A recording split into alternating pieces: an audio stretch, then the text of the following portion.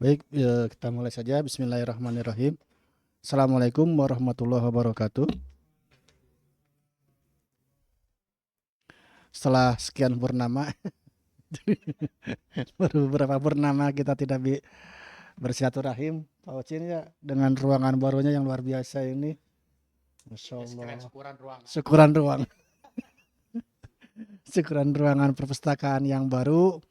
Kita mulai lagi agenda Maljum School mulai malam hari ini insya Allah. Dan istimewanya pemateri atau narasum pada malam hari ini Hanet Kene. Setelah selesai sidang terbuka disertasi beliau, Pak Rifai Ahmad Rifai sekarang sudah menjadi Dr. Ahmad Rifai. Terima kasih. Selamat Pak Rifai. Mudah-mudahan kita semua ketularan. Amin. Insya Allah. Insya Allah. Pesan kursi Kak Kohim.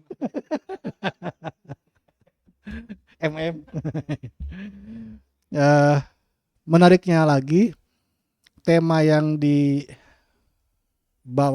atau diteliti oleh Kang Ripaing ini, Pak Dr. Ripaing ini,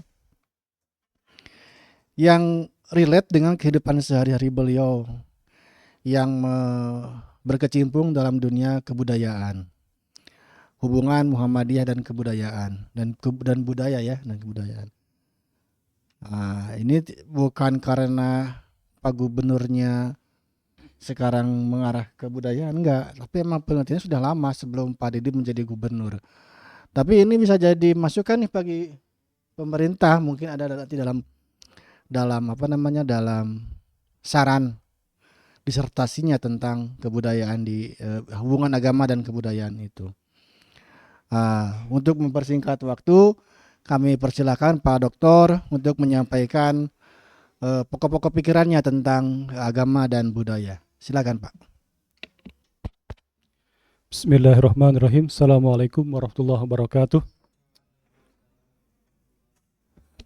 Alhamdulillahirabbil alamin. Hamdan syakirin wa ala ni'matillah. Asyhadu an la ilaha illallah wahdahu la syarikalah wa la haula wa la quwata illa billah. Amma ba'du. Hatur nuhun Mas Klik, Ketua Majelis Pustaka Informasi Pimpinan Wilayah Muhammadiyah Jawa Barat, dan juga Kang Roni, Wakil Ketua Majelis Pustaka dan Informasi Pimpinan Pusat Muhammadiyah. Aya 2 pejabat idianya. Dan juga hatur nuhun tuan rumah ya, Rakanda Ucin SPLI. Sebetulnya beliau senior kita juga sebenarnya. Waktu di UIN-nya kan gitu. Yang hari ini menjabat sebagai kepala UPT, ya memang fungsi UPT harus gini, menjadi sumber pengetahuan, sumber dialektika, transfer ilmu pengetahuan. Ya memang harusnya di sini pusatnya perdebatan ilmiah itu. Lain ngomongkeun wae eta budak anu ngerokok di tempat parkir nih eta we ngomongkeun gitu. Itu rokok wae keun ngarokok gitu aya aturan ieu kan gitu. Da encan diharamkeun ieu ditarjih tenang we atuh kalem gitu. Nih ya budaya itu.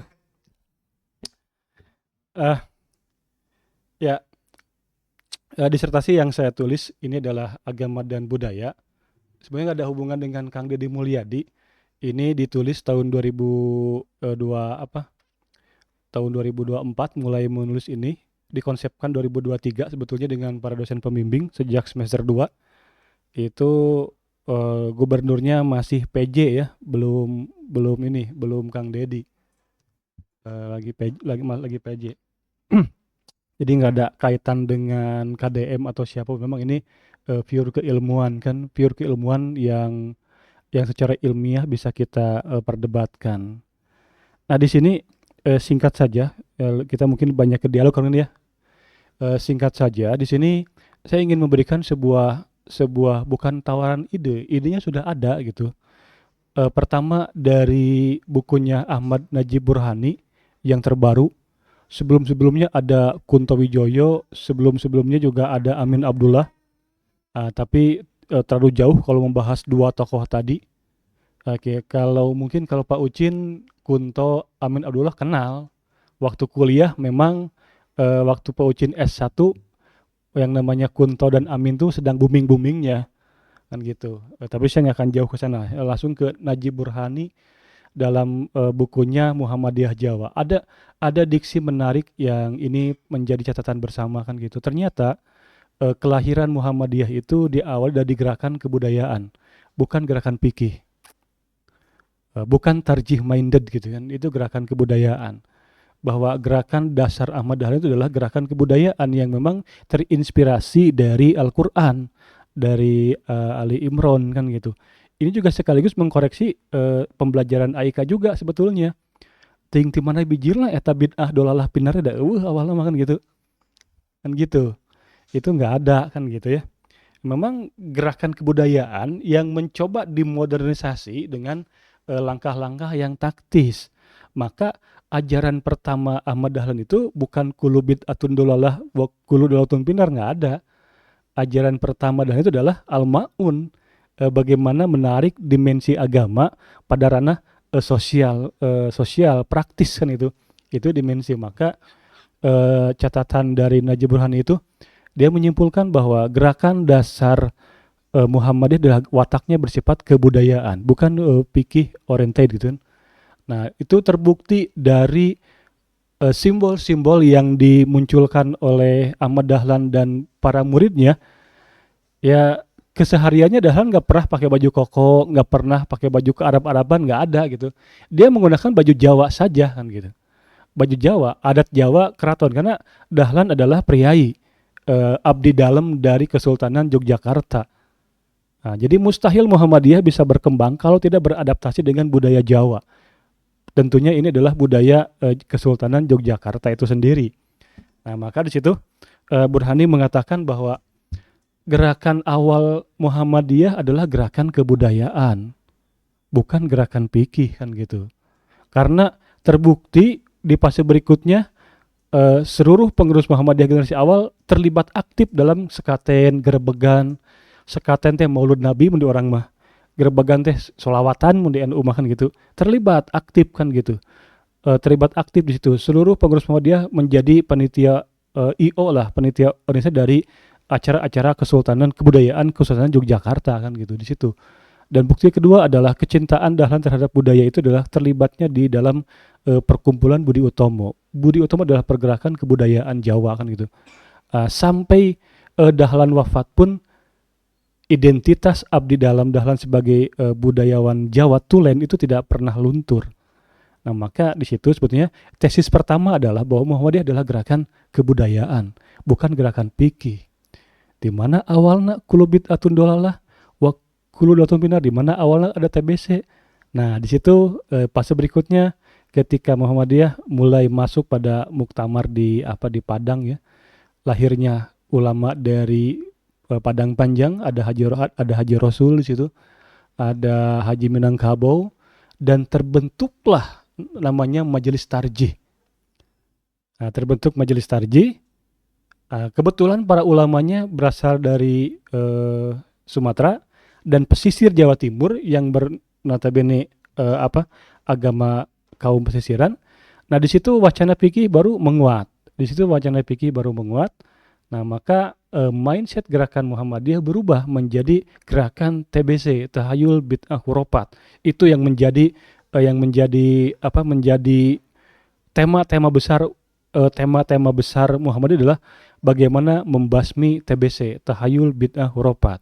Lahirnya Majelis Tarjih dengan gerakan purifikasi itu sekaligus membuka baru lembaran gerakan dakwah Muhammadiyah yang berorientasi pada tarjih minded dan menutup gerakan kebudayaan Muhammadiyah.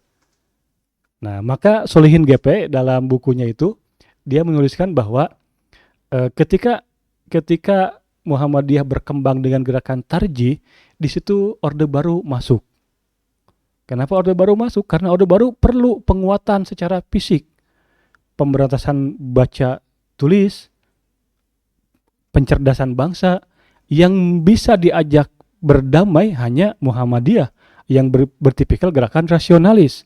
Gerakan rasionalis dan purifikasi itu diperkuat oleh Orde Baru, maka sejak saat itu lahirlah politik belah bambu menurut Solihin.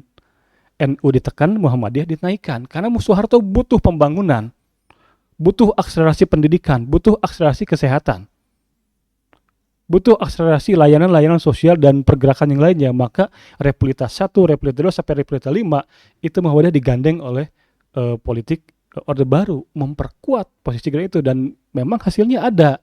Sekolah-sekolah banyak, perguruan tinggi banyak, rumah sakit banyak, poliklinik banyak gitu. Pada posisi ini sisi positifnya ada, tapi gerakan awal kebudayaan Muhammadiyah menjadi hilang. Maka seluruh mindset pemikiran Muhammadiyah itu cenderung pada bagaimana menjauhkan Muhammadiyah dari unsur seni budaya yang cenderung bersifat tahayul, khurafat, dan bid'ah kan deh. Masuk ke Jawa Barat, ditambah di situ ada Persatuan Islam sudah berdiri, makin keras lagi Muhammadiyah nyentangna.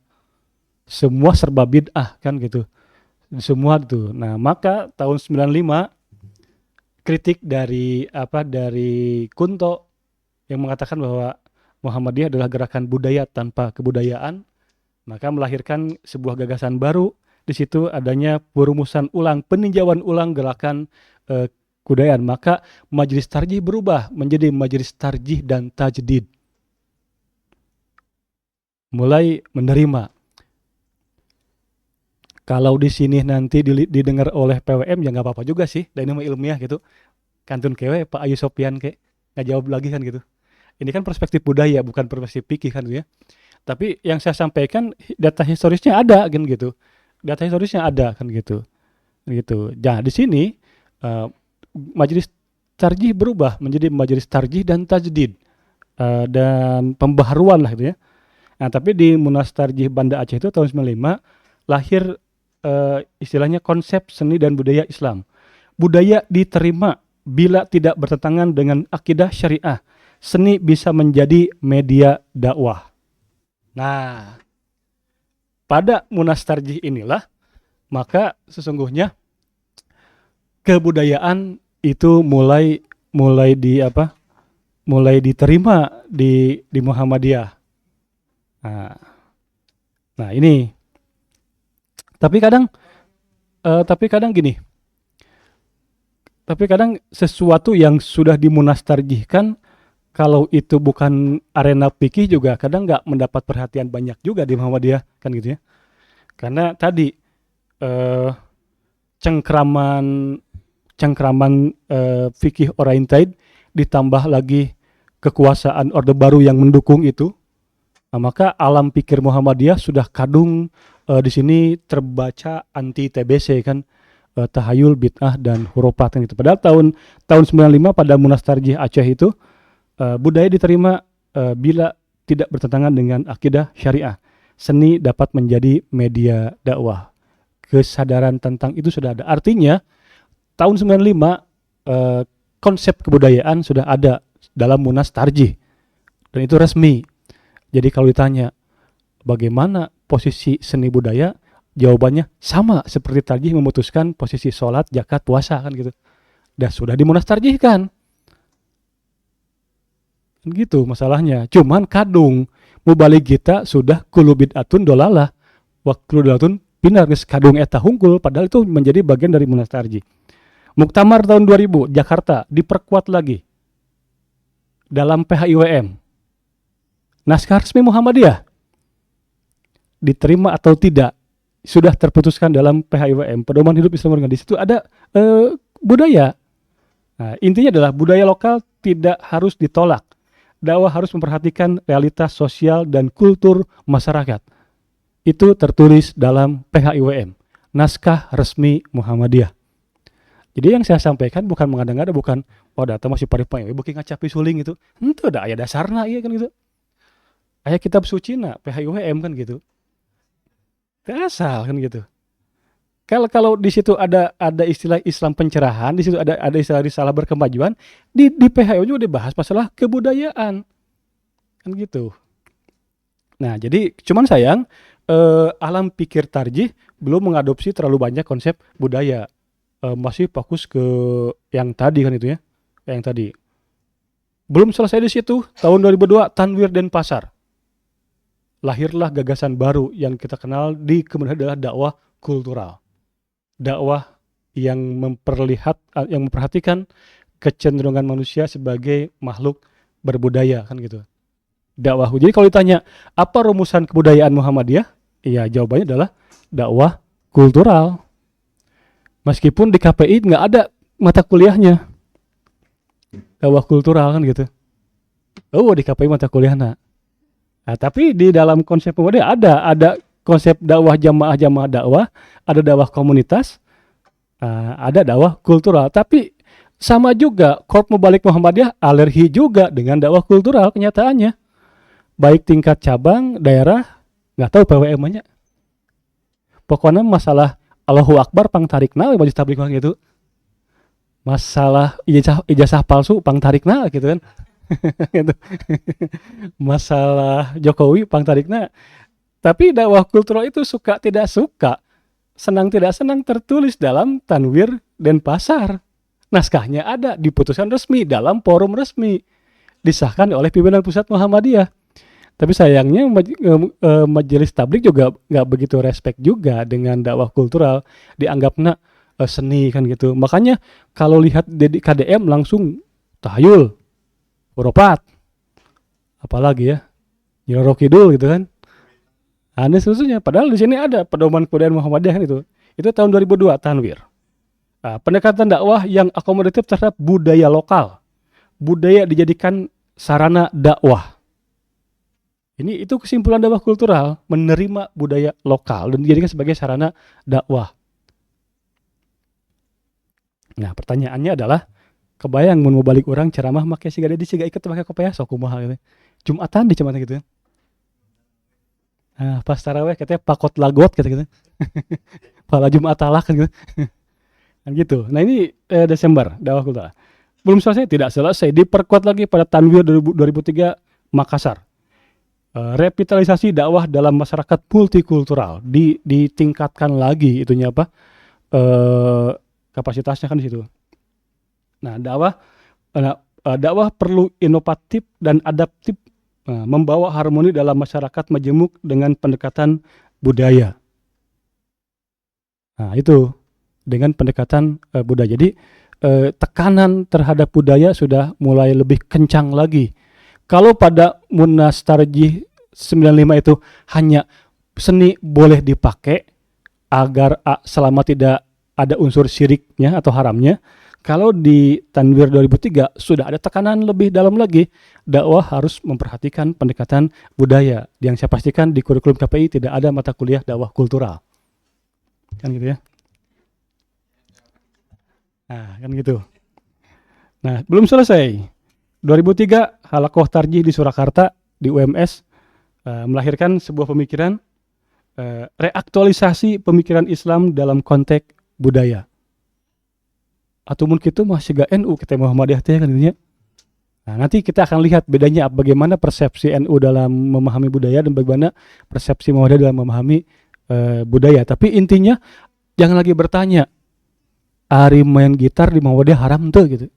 Ari main piano di Muhammadiyah haram tuh. Geus puguh dakwah konsep lagi dakwah kultural. Eta mah salapi gitu mah. Khalid Basalamah eta mah nya, Riza Safik Basalamah eta mah, Hanan Ataki eta mah. Udah ada konsepnya kan menerima budaya lokal kan gitu. Jadi jangan lagi bertanya bagaimana sikap Muhammadiyah menyanyikan lagu Indonesia Raya atau membuat lagu seni. Konsepnya dakwah kultural. Nah, 2010 perbincangan budaya selesai. Lahirnya pedoman kebudayaan. Fikih kebudayaan mulai digagas. Maka hasil Munas Tarjih 2010 dibukukan menjadi Himpunan Putusan Tarjih Jilid 3. Di situ ada pedoman kebudayaan Muhammadiyah. Dari mulai agama sebagai nilai kebudayaan, ada fungsi laten, fungsi manifest, visi kebudayaan Muhammadiyah, visi Indonesia berkemajuan, di situ ada. Pembicaraan sudah itu selesai, maka konsep kebudayaan utuh dari mulai 2010 dan diperkuat pada 2022 pada Risalah Islam Berkemajuan. Di situ ada bahasan dakwah berbasis budaya, yang saya pastikan tidak ada di kurikulum KPI. Gitu ya. Nah itu di situ 2022 Risalah Islam Berkemajuan itu ada dakwah berbasis budaya. Maka sebetulnya penelitian, nah itu kan, penelitian ini lebih fokus pada pengkajian dakwah kultural di program acara Ramadan yang kemarin di YouTube kan gitu. Kenapa di YouTube nggak langsung ke ini Hoream penelitian ka Jogja meyakeun duit gitu.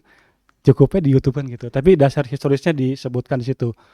Nah, maka pada Ramadan 1445 kemarin diperkuat lagi oleh pimpinan pusat lagi pengkajian Ramadan atau pengajian Ramadan, temanya khusus membahas tentang perluasan dakwah kultural. Untuk apa?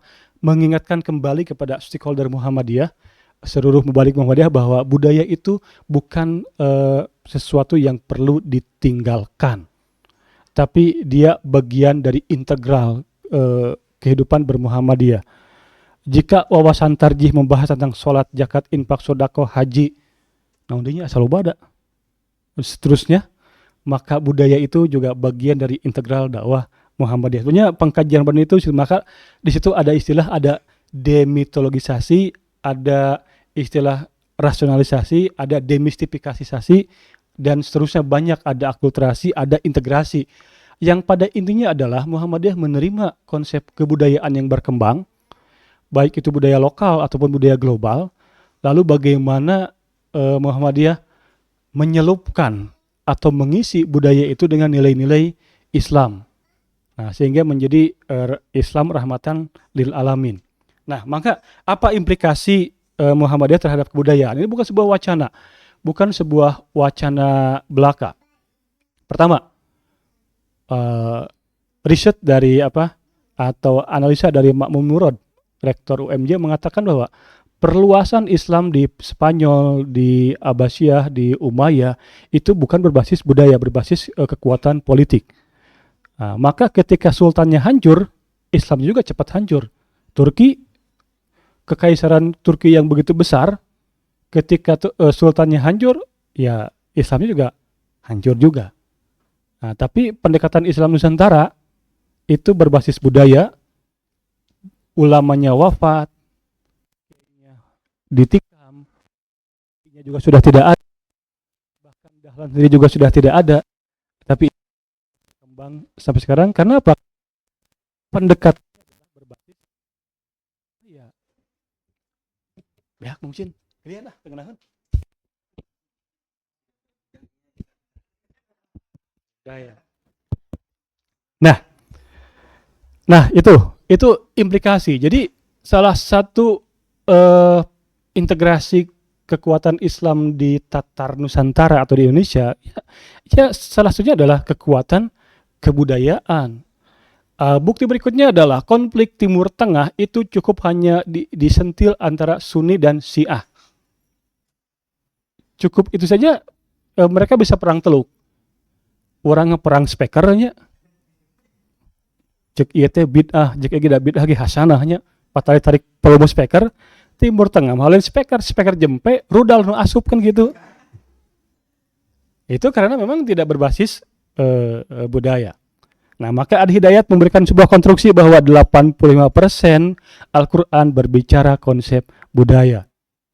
Termasuk pemindahan kiblat dari Baitul Maqdis ke Masjidil Haram itu ada intervensi kesukuan. Rasulullah merasa nyaman ketika kiblatnya ingin ke Masjidil Haram, karena bagaimanapun kakek moyangnya itu garisnya dari Ibrahim. Ada unsur kesukuan kebudayaan. Maka Al-Baqarah 143 itu menceritakan bagaimana proses pemindahan kiblat dari Baitul Maqdis ke Masjidil Haram. Ada unsur budaya juga. Maka kesimpulannya adalah menempatkan budaya itu pada dua dimensi. Maka kesimpulan terakhir mengenai tahayul bid'ah dan hurufat itu hanya ada pada ranah akidah, hanya ada pada ranah ibadah mahdoh, dan budaya itu ada pada ranah goer mahdoh. kan gitu. Jadi ibadah Gua Ramadan itu semuanya boleh kecuali ada dalil yang mengharamkan, baik yang mengharamkan secara qot'i ataupun mengharamkan secara ilatnya yang menyebabkan. Maka persepsi Muhammadiyah, tapi ini belum diputuskan oleh tarjih, ini tapi sudah ada dalam wacana para pemikir Muhammadiyah. Maka persepsi Muhammadiyah bahwa yang namanya yasinan, tahlilan, salawatan itu hanya sebuah proses kebudayaan saja. Karena agama itu ada ritual, ada perayaan kan gitu.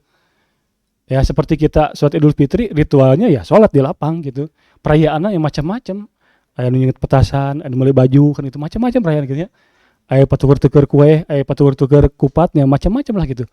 Nah, maka tapi ini belum diputuskan ke tarjih, tapi ini sudah menguak di para pemikir kebudayaan. Jadi yang namanya tadi sholawatan, tahlilan itu hanya sebuah budaya beragama saja kan gitu.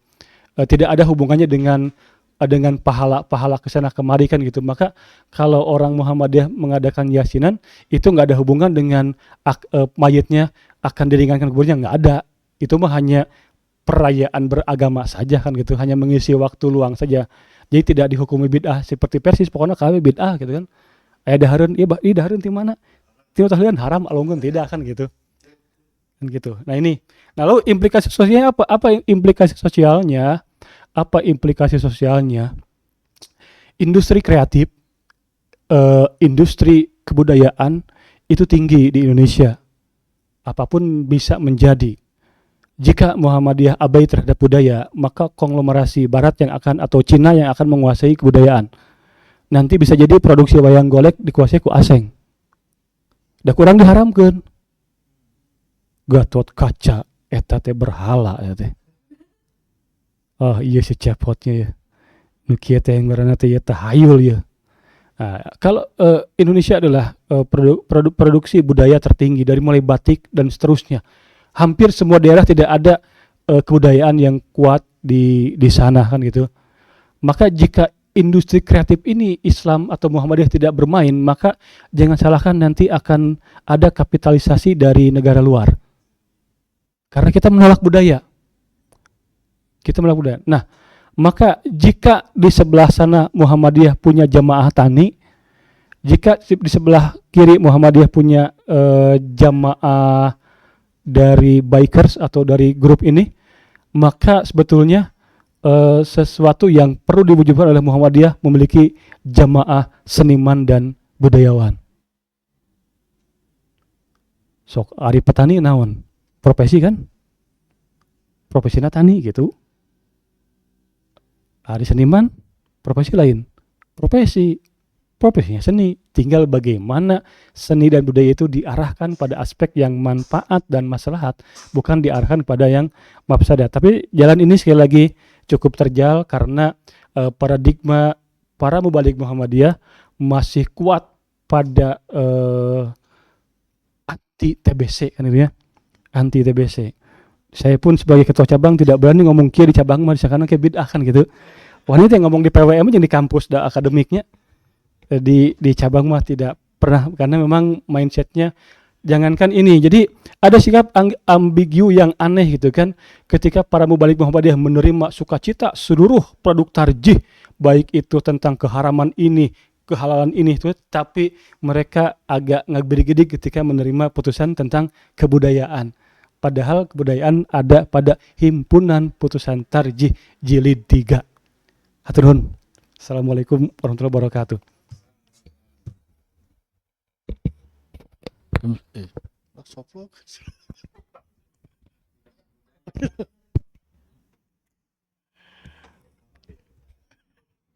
Biasa make toa. Menarik apa yang disampaikan Pak Dokter barusan, bahwa sudah terframing bahwa Muhammadiyah itu salah satu organisasi modern yang kerap mudah sekali membid'ahkan banyak tradisi yang berhubungan dengan keagamaan seperti itu. Saya jadi ingat juga tuh Pak Amin Rais sampai ketika dakwah kultural di luncurkan ini adalah sebuah kemunduran. Pak Amin Rais menyampaikan hal seperti itu.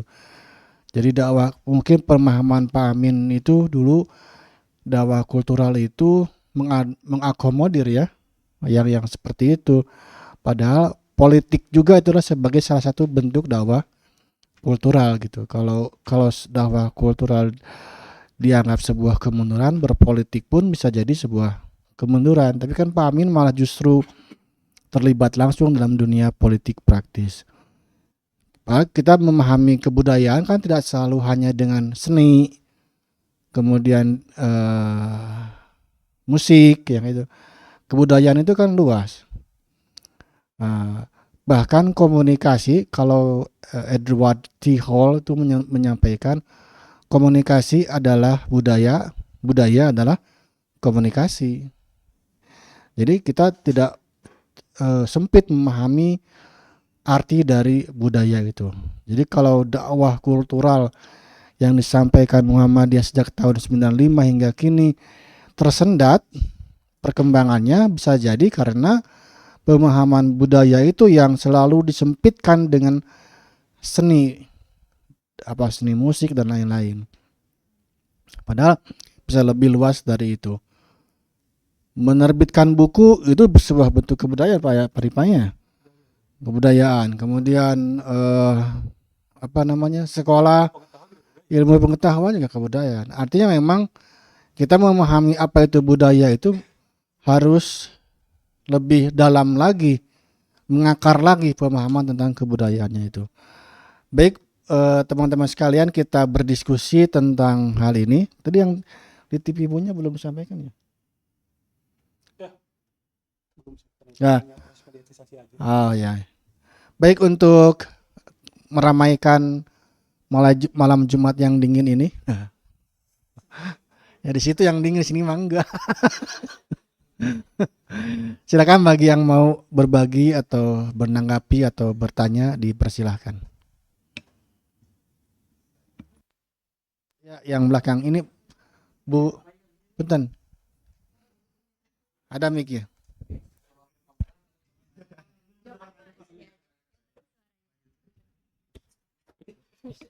Ya, sebelumnya Assalamualaikum warahmatullahi wabarakatuh. Izin memperkenalkan diri, mungkin saya baru hadir di sini karena diajak teman saya. Saya Zakira Fadila Ramadhani dari Prodi Ilmu Komunikasi. Nah, Zakira tuh pengen nanya ya Pak, kan kalau budaya itu emang sistematika hidup gitu ya, bermasyarakat yang diturunkan dari generasi ke generasi gitu. Yang menurut pemahaman Zakira kan budaya nggak cuma di masa lalu gitu sudah ada, tapi juga ada budaya-budaya baru. Nah, kalau di Universitas Muhammadiyah sendiri gitu Pak, ada nggak sih plan gitu untuk membuat budaya yang cuma ada di univ ini aja gitu? Budaya yang memang tidak ada sebelumnya gitu, entah itu di Muhammadiyahnya sendiri ataupun di kampus-kampus lain. Terima kasih. Ya, ada plan ya. Apa itu plannya? Nah ini udah ya. Ya, diskusi ini juga budaya ya. Yang lain silakan. Atau mau langsung aja silakan. Maklum, geus kolot kadak poho gede. Ya begini. Saya akan ngambil tema yang terkini ya, yang bisa kita lihat dalam akar budaya yang gini. Kebijakan KDM ya, yang mengatakan siswa itu daya tampungnya 50 ya di sekolah negeri. Nah, kalau kita lihat dalam perspektif kebijakan publik, itu merugikan sekolah Muhammadiyah atau swasta lainnya. Tapi kalau kita lihat dalam kebijakan budaya, nguntungkan itu teh. Apa menguntungkannya? Keun we segala rupa jelema, adek anu kotak, anu bulet, anu gepeng, sina asup bekan negeri. Kabayang tak gurunya sakelas kudu nyekel 50 jelema tah. Seperti apa nanti budaya sekolah negeri, kabayang ke SMA 3 anu baheula favorit jadi loba nu ngarokok katanya. Justru jangan ditentang. Kalau kita berpikirnya dalam aspek budaya, antepkeun kumaha karepna KDM mah. Nah, justru ketika sekolah negeri itu 50 ditampung 50, kita promosikan bahwa sekolah Muhammadiyah per kelas hanya 25 orang. Eksklusif. Kan berkemajuan, eta berpikirna. Nah, gitu. Gitu berpikirnya. Nggak apa-apa, aina rugi, tenang udah ngeren lagi usaha pasti rugi heula atau mau langsung untung. Tapi Anda bayangkan hari ini di antara kita atau Mas Krik yang Paru sendiri, ada nggak sekolahnya yang sekolah ke sekolah negeri? Jujur ya SD-na. Danya SD negeri masih gak gitu. Danya SMP negeri masih gak gitu. Lila-lilaan SMA ge bakal seperti itu. Nah, lalu apa peran kampus dalam membuat budaya? Maka peran kampus adalah bagaimana membuat literasi kebudayaan dengan cara membaca dan seterusnya. Berpikir secara universal kan gitu. Jadi kita nggak perlu proaktif. Dek sarombal 7 sebagai pek teh teuing kumaha KDM eta mah. Anu riweuh guru-guru manehna, sekolah-sekolah manehna, kadis-kadis manehna, da lain kadis Muhammadiyah. Pengawas-pengawas manehna, sekolah-sekolah manehna nu ngabean ge manehna pek teh teuing gitu kayak gitu. Tapi ketika semua orang berbondong-bondong ke negeri, mau grade A, grade B, grade C, mau dari keluarga kaya, miskin atau enggak, kok senang hiji itu menjadi taman siswa kan gitu. Disitulah sekolah Muhammadiyah berbenah. Dengan cara apa? Melahirkan tradisi budaya literasi. Karena Dahlan sejak awal budaya literasinya tinggi.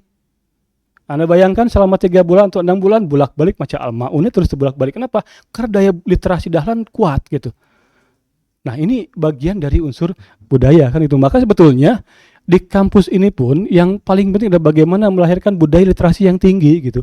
Sehingga setiap kebijakan kita nggak proaktif gitu, nggak turut munding gitu. Kalau saya sekarang di PCM punya pandangan zonasi bagi saya untung zonasi teh. Kenapa untung? Orang-orang yang imahna di Bojongkoneng, di Awiligar, anu ke kabupaten jauh, ke kota deket, teu bisa abus negeri, kaman asupna ka Muhammadiyah. Untung teu? Untung. Maka saya katakan saya menerima sepenuh hati kebijakan zonasi sekolah. Kenapa? Karena saya tahu betul, saya di PCM tahu betul, punya SD, punya SMP. Sekolahnya itu rata-rata orang kabupaten. Nguntungkeun. Bos menang, SPP menang. Kenapa? Dari zonasi. Nah, kalau kita berpikir budaya itu berpikirnya universal. Tidak hanya kalau berpikir ala AP, ala kebijakan publik ya gitu. Daya tama, gitu mikirnya Eropa kontinental kan gitu. Nah, ari budaya mah beda deui, nguntungkeun. Justru dari situ kita punya kekuatan yang unggul kan. Kita punya sisi lain yang bisa ditunggulkan. Maka sebetulnya cara berpikir budaya itu beda dengan cara berpikir sains dan teknologi. Bahkan jangankan dengan sains dan teknologi, dengan cara berpikir ala administrasi publik juga agak beda kan gitu. Dia melihat sisi yang tidak terlihat oleh orang lain kan gitu. Nah, maka kalau saya mengatakan bagaimana kebijakan KDM dari 50 siswa, masa kudu didukung. Biarlah SMA 5 kita lihat anu rupa-rupa asup kadinya kan gitu. Biarlah SMA 3 asup anu rupa-rupa kan gitu. Di saat itu kita benahi SMA 1 Muhammadiyah, kita benahi SMK 1 Muhammadiyah, kita benahi SMA 3 plus Muhammadiyah, kita benahi SMK seberapa ujung burung teh? SMA 4 Muhammadiyah, kita benahi, standarnya kita tingkatkan. Mumpung promosi kita adalah satu kelas hanya 25 atau 30. Di saat prem masyarakat sakelas 50, orang mah sakelas 30. Kan halus. Nah, bagaimana pola promosi yang perlu kita tingkat, itulah nanti budaya digital kita masuk. Bagaimana kita bermain dalam desain komunikasi visual, bagaimana kita membuat propaganda, bagaimana kita membuat opini leader kan gitu di situ. Nah, nah, sesungguhnya kampus ini bisa melahirkan konsep itu jika budaya literasinya itu dibangun. Dan forum ini adalah salah satu bentuk membuat budaya literasi kan gitu. Dengan budaya literasi kita nggak akan gagap melihat kebijakan apapun kan gitu. Bayangkeun sekolah guru PNS anu biasa nerima sakitu kudu ngajar 50 per orang per kelas, bayangkeun. Antep we da. PNS dedi kan pengawas jadi ngebut orang nuribu kan gitu ya. Ini satunya. Maka sebetulnya saran konkret yang bisa saya sampaikan di forum ini adalah bagaimana peran kampus atau PTM yang paling sederhana adalah memperkuat budaya literasi, budaya membaca, baik baca buku atau baca buku digital. Ini yang paling penting. Karena dengan membaca nuansa berpikir kita akan lebih luas lagi. Gitu Mas Lik. Jadi kalau dulu kita ke Kang Dede itu Bapak Aing, aya nama jadi kuma Dedi we. Jadi kuma Dedi. tina Bapak Aing jadi kuma Dedi. Kuma Dedi. Kayak baik, silakan yang lain. Ya, silakan. Itu ya tuh. Mic-nya mic. Ya jangan rebutan, silakan.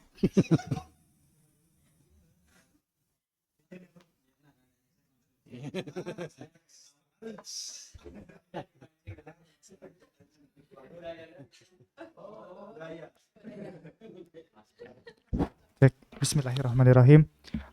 Izin Pak bertanya. Ini sebenarnya melanjutkan pertanyaan saya dulu di Baitul Arqam, Pak. Saya pernah nanya ke Pak Supala perihal, Pak, Muhammadiyah itu kan berdiri terlebih dahulu dibandingkan NU. Bahkan bedanya itu berapa tahun sih? Kalau 14 tahun ya? 14 tahun. Nah, saya bertanya kenapa masih banyak anggota NU dibandingkan Muhammadiyah. Saya bertanya seperti itu, dan Pak Supala menjawab bahwasanya dari pendirian antara Muhammadiyah dan NU itu berbeda gitu. Karena kalau Muhammadiyah itu lebih ke pembaharuan, kalau NU itu lebih menjaga budaya. Oh ya, lebih pembaharuan dan pemurnian Islam katanya teh. Nah, yang ingin saya tanyakan mungkin tadi Pak sekaligus menagih Bapak tadi mau menjelaskan perbedaan antara yang budaya yang dimaksud Muhammadiyah dan NU gitu Pak. Nah, sejauh mana gitu sebenarnya ketika Muhammadiyah itu berdakwah dengan tadi kultural dengan budaya akan menambah kalau kata Pak Arif Rahman mah jamaahnya gitu Pak.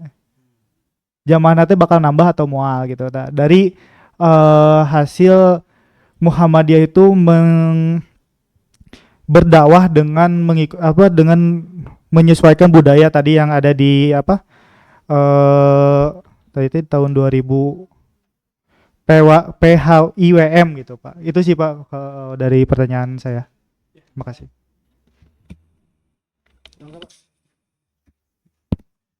Ya, saya akan jawab dalam 3 segmen. Pertama historis, yang kedua kelahiran NU, dan ketiga bagaimana sikap Muhammadiyah.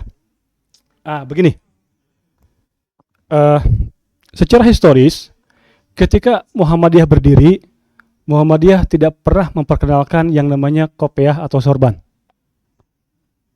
Di Muktamar Muhammadiyah yang pertama di kota Surakarta itu, di situ tertulis bahwa seluruh anggota Muhammadiyah diharapkan datang dengan menggunakan budaya adat daerahnya masing-masing yang sebaik-baiknya. Maka Kongres Muhammadiyah pertama atau Muktamar Muhammadiyah pertama di Surakarta, seluruh warga Muhammadiyah menggunakan pakaian adat Nusantara masing-masing. Dan Kongres pertama NU semua serba sorban ke Arab-Araban. Maka awal kelahiran Muhammadiyah itu sesungguhnya adalah begitu dekat dengan budaya. Nah, NU awal kelahirannya begitu dekat dengan tradisi Arab. Termasuk awal Persis juga. Nuansa Arabnya kan justru Muhammadiyah tidak. Maka lihat foto-foto Ahmad Dahlan kebanyakan menggunakan pakaian adat Jawa. Ki Bagus Hadikusumo menggunakan pakaian adat Jawa. Model kerudung Nyai Ahmad Dahlan di awal-awal tidak seperti kerudung yang dipakai oleh ini. Lihat di foto-fotonya. Dikitukan unggul seetik sehingga Yeni Wahid gitu. Nah, gitu ya. Itu. Nah, lalu pertanyaannya, bagaimana konsepsi Muhammadiyah masuk? Nah, Muktamar Padang Panjang di kota itu, maka lahirlah ulama-ulama yang dulunya mengenyang pendidikan di Mesir, di Madinah, di Mekah, yang dia banyak dipengaruhi oleh pemikiran Wahabi, membawa peran Wahabi itu, maka sejak itu budaya di Muhammadiyah dikikis habis. Karena Ahmad Dahlan tidak menulis sedikit pun risalah kebudayaan. Dia mempraktekkan budaya dalam perilaku sehari-hari. Maka seperti Nakamura mengatakan bahwa Muhammadiyah adalah otentitas Islam khas Jawa. Jadi ciri Islam Jawa itu adanya pada diri Muhammadiyah, itu menurut Mitsuo Nakamura dalam riset-risetnya. Tapi setelah kedatangan ulama-ulama Minangkabau dan ulama dari pesisir Surabaya, lalu berdirilah majelis tarjih, dan kebetulan para pendiri Muhammadiyah sudah mulai pada wafat kan, murid-murid asli Ahmad Dahlan sudah mulai wafat, tinggal generasi penerusnya. Nuansa fikih begitu kental di Muhammadiyah, dan di saat itu Muhammadiyah semakin jauh terhadap budaya, bahkan mengharamkan budaya di saat bersamaan NU merangkul kebudayaan. Di saat Muhammadiyah mengharamkan seni dan budaya, NU merangkul budaya. Anda bayangkan hidup tahun 50, 60, 70, begitu kentalnya budaya Nusantara. Ketika Muhammadiyah mengharamkan budaya dan NU menerima bahkan mengakomodir budaya Nusantara, maka jelas secara komunikasi publik ini akan dipilih. Dia mah diharamkan, itu mah diterima. Maka lahirlah yang namanya kidung-kidung, yang namanya sholawatan, yang namanya berjanji, yang namanya nadoman, lahir semua di kalangan NU. Maka secara praktis NU memiliki basis bukan massa, basis penerimaan. Bukan anggota NU lebih banyak dari Muhammadiyah, tapi orang-orang yang menerima gagasan NU lebih banyak. Golongan torekat lebih nyaman dikatakan NU daripada Muhammadiyah. Golongan yang sufi lebih nyaman dikatakan NU. Bahkan agama permai, agama perjalanan Sunda Wiwitan pun lebih nyaman dikatakan NU daripada Muhammadiyah. Komode persis makan gitu. Kan gitu. Maka penerimaan NU lebih tinggi karena dia akomodatif terhadap seluruh budaya. Maka di NU itu pada prinsipnya dia menerima semua budaya selama dengan budaya tersebut orang bisa dekat dengan Allah. Tong nanya hadisnya naon? Eta mah cara persis eta mah. Tong ditanya dalil kumaha, yang penting mah salat. Maka grup seniman, grup budaya, grup jaipongan semua pasti berafiliasi NU. Bahkan dalam kondang pun Asep Sundaryat pun dia lebih nyaman dikatakan NU daripada Muhammadiyah. Kamu persiskan gitu. Karena menerima atau dibid'ahkan. Kan di orang mah Asep Sunandar aya menyan bid'ah, ieu hurufat, itu musyrik, geus bayakan gitu. Dan seterusnya. Maka disitulah. Nah, maka saking lebarnya NU menerima kebudayaan, maka wajah NU menjadi macam-macam kan. Dan kemacam-macaman itu diterima oleh NU, maka wajar dia pengikutnya banyak. Nah, Muhammadiyah baru tersadarkan setelah banyak kritik internal. Maka 95 mulai membahas budaya dan seterusnya.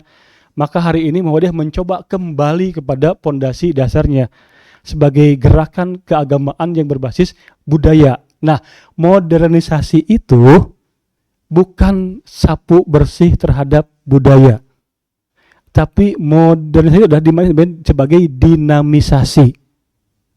Maka makna tarjih itu adalah purifikasi untuk ibadah mahdoh, akidah, dinamisasi untuk ibadah goer mahdoh. Rawahu arifa'iyah. Disarjemahkan gitu. Nah, nggak tahu nih, nanti silakan aja nanti majelis tarjih merespon apa yang saya sampaikan. Ya kan ini kan ilmiah ya.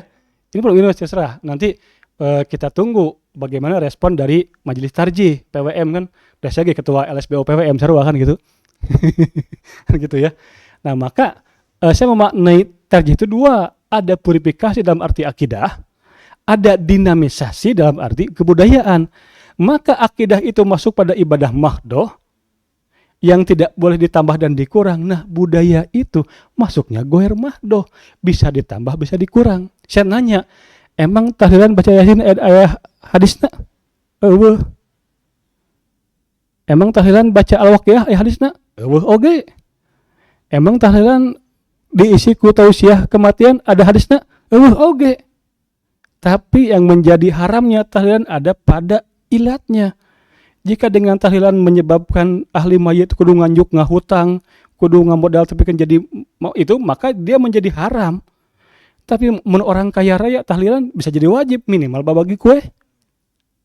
Mau baca apa? Maca yasin pek teh teuing, maca waqiah mangga, al-baqarah ge teu naon. Dek khatam juz 30 ge kop sanggup mah. Karena itu ranah ghair mahdoh. Tidak bisa masuk pada ranah mahdoh yang dihukumi dengan tahayul bid'ah dan hurufat. Ya, kalau tidak setuju silahkan tarjih menjawab kan gitu Mas Klik. Endorse Tarjih. Silakan yang lain, mangga. Ya, yang belakang.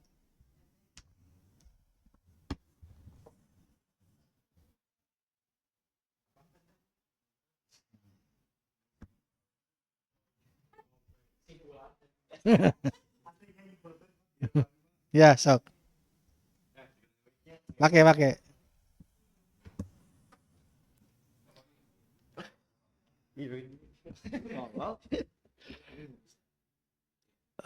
Bismillahirrahmanirrahim.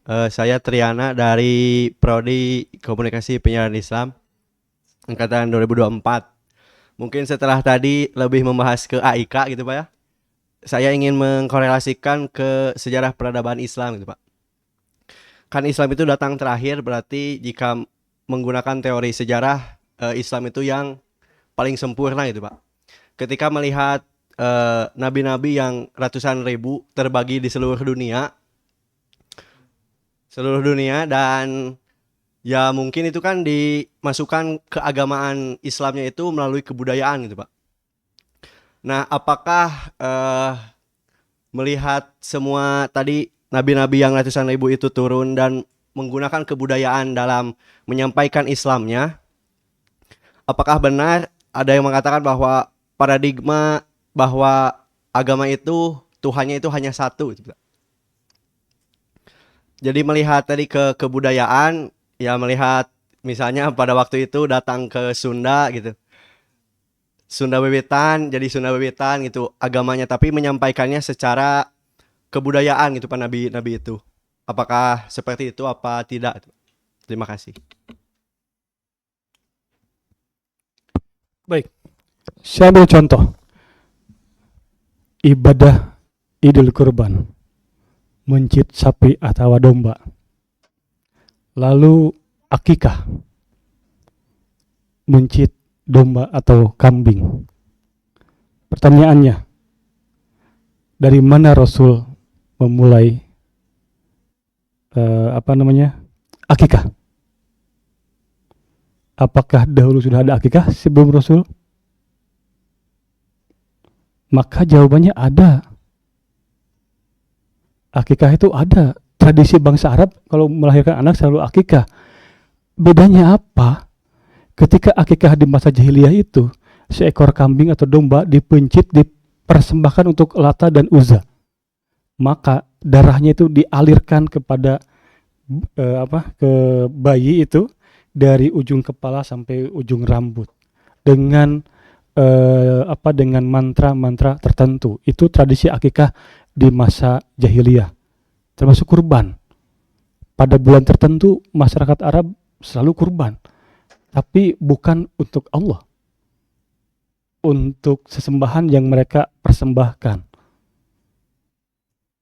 Hewannya disembelih, kepalanya dipersembahkan, disimpan di tempat pemujaan, Maka ketika Rasul datang, Rasul melakukan yang namanya rasionalisasi.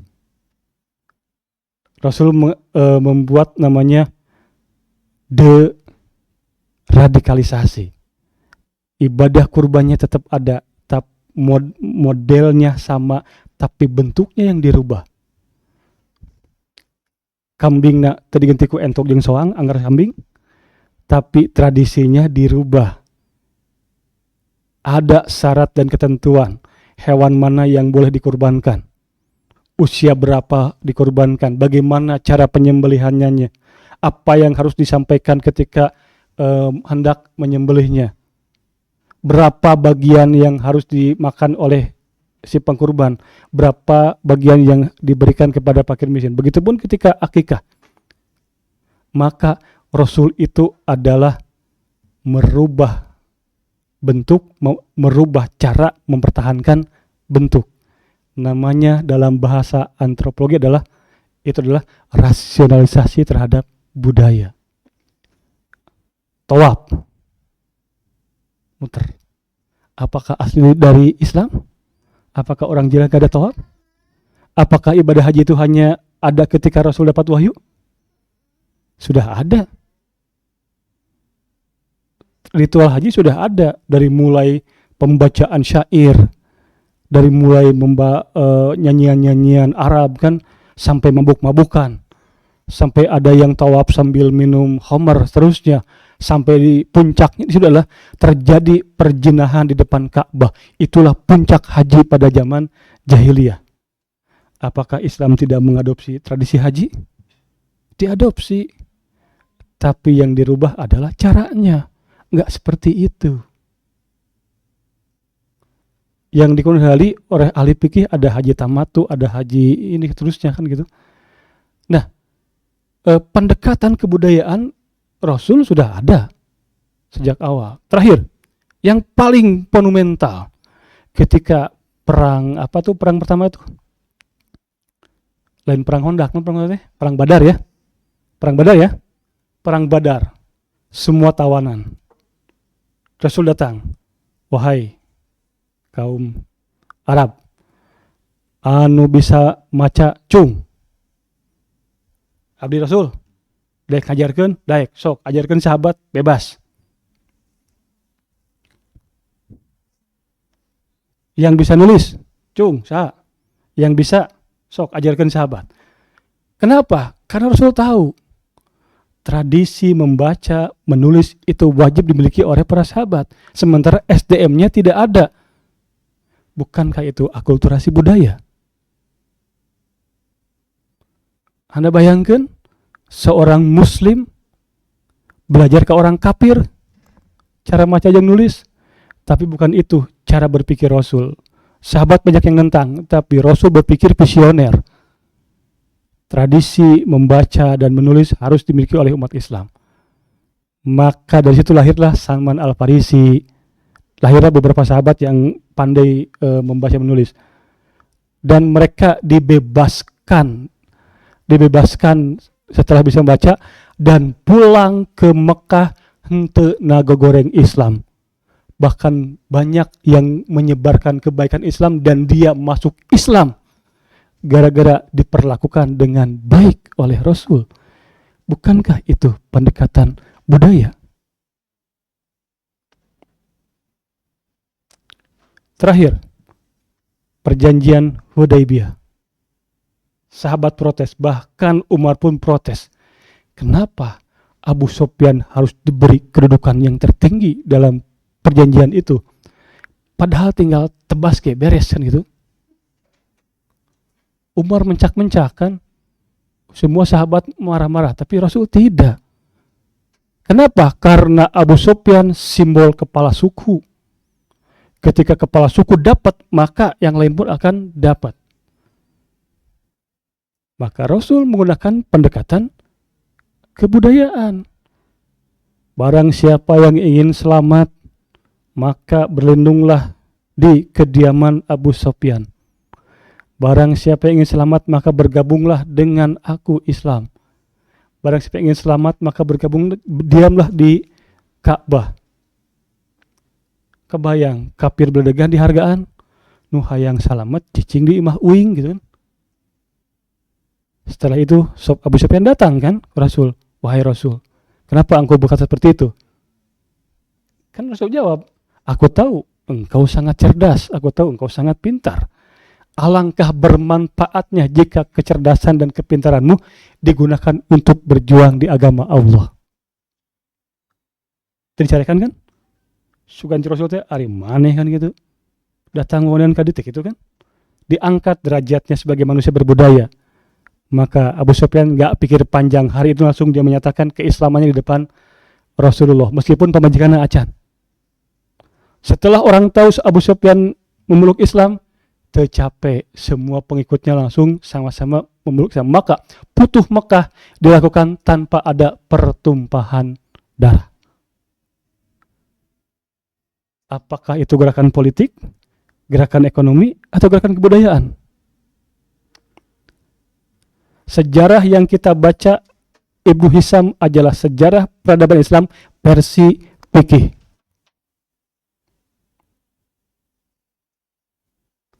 Narasi literasi sejarah kebudayaan kita yang banyak di buku-buku sekolah, di buku-buku aliyah, itu pendekatan ilmu sejarah yang fikih oriented. Tidak melihat Rasul sebagai makhluk yang berbudaya. Di satu sisi Rasul pernah memarahi seseorang bermain suling. Di sisi yang lain Rasul pernah memarahi Abu Bakar karena Abu Bakar memarahi seseorang memain suling. Fa innahu aidin, kan bahwa ini adalah sedang hari Aid, sedang Idul Fitri lah gitu ya. Maka tafsirannya adalah pada sisi mana Rasul memarahi seseorang bermain suling, pada sisi mana Rasul membiarkan seseorang bermain seruling di depannya. Itu pendekatan budaya.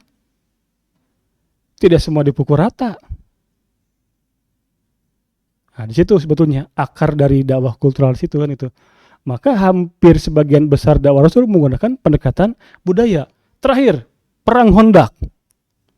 Ya Rasul, orang dek dikepung ya ku pasukan kumahanya. Nah, Rasul ngahulang, cing, saha nu boga ide. Datang sama polisi kan, bagaimana kita buat parit ya Rasul? Parit itu apa? Dijelaskan dulu, waktu aku masih di Persia selalu membuat parit untuk perang. Fungsinya adalah da itu kan. Cek Rasul teh, iya coba buatlah parit. Maka jadilah yang namanya perang Hondak. Dan terbukti pasukan dari Quraisy nggak bisa masuk kan karena banyak parit. Asup seotik tigusruk ceplok kan gitu. Asup seotik ceplok kan terbukti tidak bisa masuk. Pertanyaan, ari parit tradisi mana? Islam atau Persia? Rasul dari mante. Nah, gitu ya. Ya, salah satu prinsip dalam ibadah itu gimana? Kalau makanan itu banyak halalnya dibanding yang haram. Jadi yang haramnya sedikit dibanding yang halal. Tapi kalau ibadah banyak yang haramnya dibanding yang perintahnya. Jadi ibadah itu sebetulnya sedikit, tapi banyak orang yang menambah-nambahkannya gitu ya bacanya. Sementara kalau makanan itu yang halal banyak, tapi yang haramnya sedikit. Sama juga dengan kebudayaan. Jadi kebudayaan itu kalau kita anggap itu sebagai ibadah, itu bisa menjadi halal. Tapi kalau kebudayaan itu atau budaya itu justru malah menjadi madorot, itu menjadi haram. Ya tergantung dari perspektif kita. Di cerita yang lain juga disampaikan bahwa kenapa beberapa kali kekhalifahan Utsmani Turki mengirim para ulama ke tanah Jawa tapi selalu gagal. Nah, gelombang yang terakhir yang jadi wali songo itu merupakan pengiriman ulama yang kesekian kalinya. Dan yang kesekian kalinya ini bisa berhasil karena melibatkan tokoh yang asli dari Pulau Jawa. Seperti Sunan Kalijaga yang tidak ada terah dari Timur Tengah. Dan yang kedua, Sunan Bonang, kemudian Sunan Muria itu mereka yang senang dengan kesenian dan itu yang diterima oleh banyak orang. Salah satu contoh bagaimana mengislamkan tanah Jawa dengan kebudayaan, dengan kesenian adalah ketika Sunan Kalijogo menjadi dalang wayang kulit, syarat nontonnya itu tidak usah bayar tapi membaca syahadat. Datang kafir, balik muslim. Wah, itu kan tiba-tiba beres nonton wayang jadi Islam. Nah, dengan cara itu ampuh itu. Tapi yang paling sulit ditaklukkan Jawa Barat, Pak. Jawa Barat itu dengan kesenian apapun, dengan kebudayaan apapun, Jawa Barat mah hese. Nggak tahu kenapa itu. Tapi Sunan Gunung Jati pun sampai harus menggunakan cara-cara politis untuk menyebarkan Islam di tanah Jawa Barat. Tapi yang paling keras juga Islamnya ya Jawa Barat Pak ya. Saya asup nanti pas asup saya keluar. Kristenisasi di Jawa Barat gagal wae tah. Gagal terus.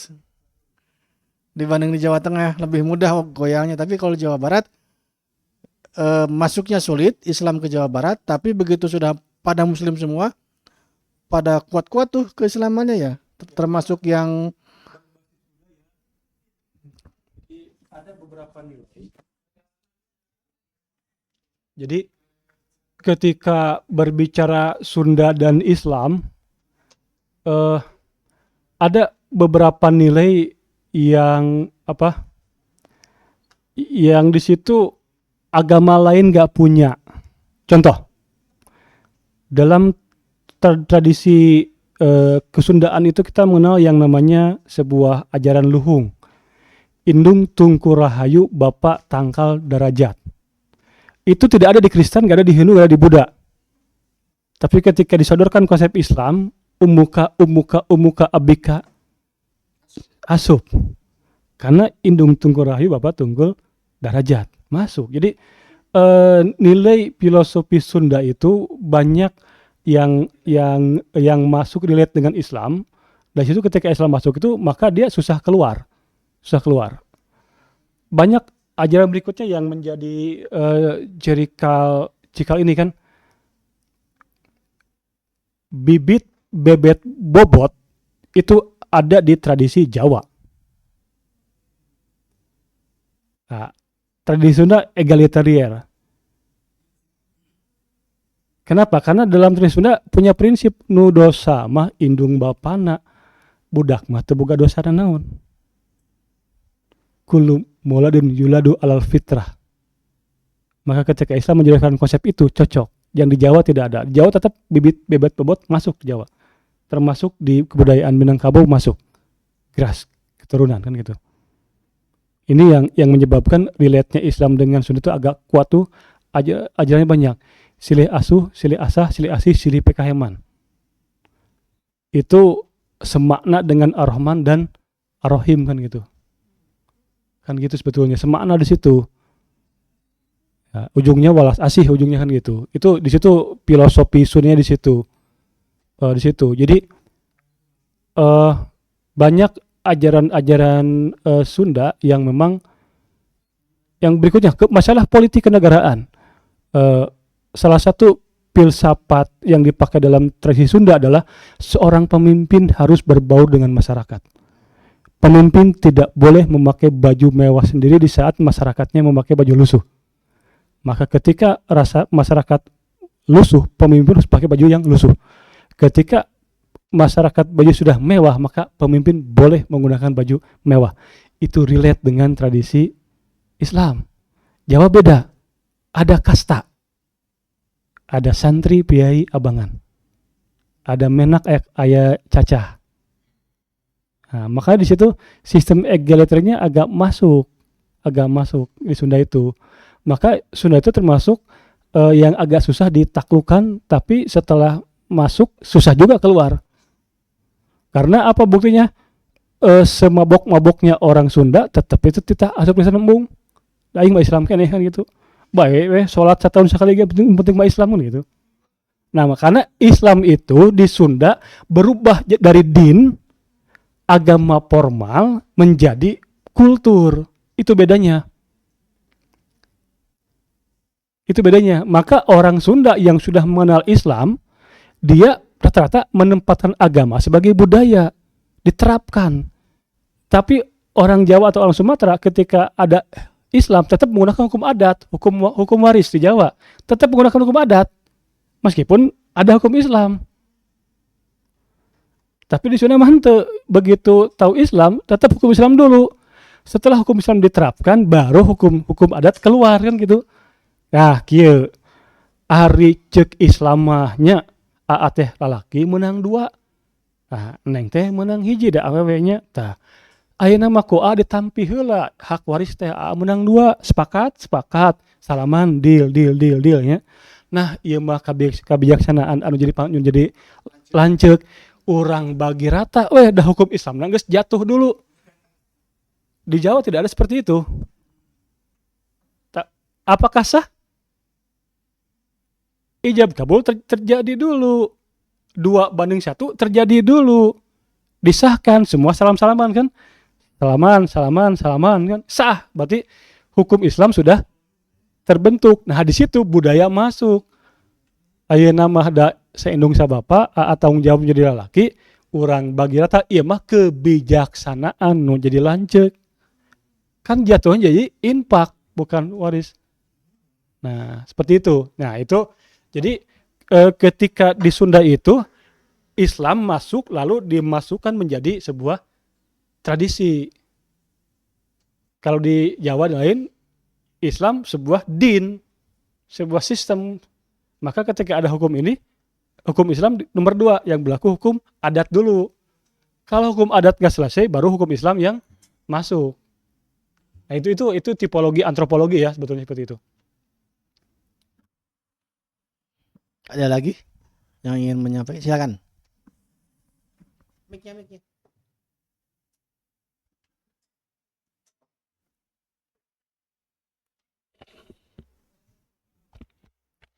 Bismillah. Assalamualaikum warahmatullahi wabarakatuh. Sebelumnya izin Pak perkenalkan, saya Safa Nur Rahmawati bersama rekan-rekan saya dari sini Komunikasi Penyiaran Islam angkatan tahun 2024. Di sini sebenarnya notis ke pembahasan Bapak tadi tentang budaya itu salah satunya adalah literasi.